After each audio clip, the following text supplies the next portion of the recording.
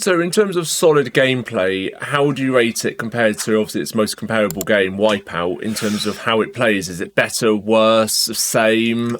Yeah, okay, so it's fairly similar because Wipeout, as loved as it is, and I have a huge amount of respect, too. but Wipeout was not perfect. It's quite, especially the early ones, were actually a bit too hard. Yeah. And Had quite a steep difficulty curve, some of them, especially I remember playing it on a PS Vita, and it did have a really hard step up about halfway through. Yeah, and actually the Vita one is actually probably the easiest one there is.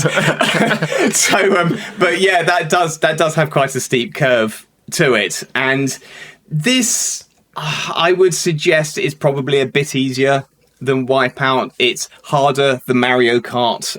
You do crash if you hit the sides anything above a fairly decent speed. You don't have the weapons as well, which Wipeout had, which is also obviously a very big differentiator. Although you do have that Ramming, the ramming ability, which is quite nice.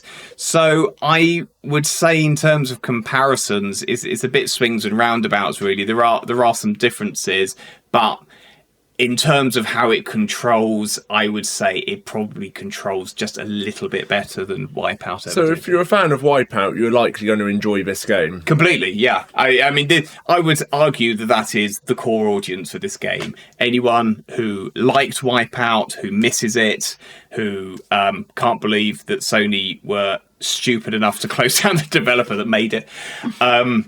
Yeah, this is the closest you will get to a decent Wipeout. I mean, there are lots of Wipeout clones today. This is probably the best Wipeout clone you can get.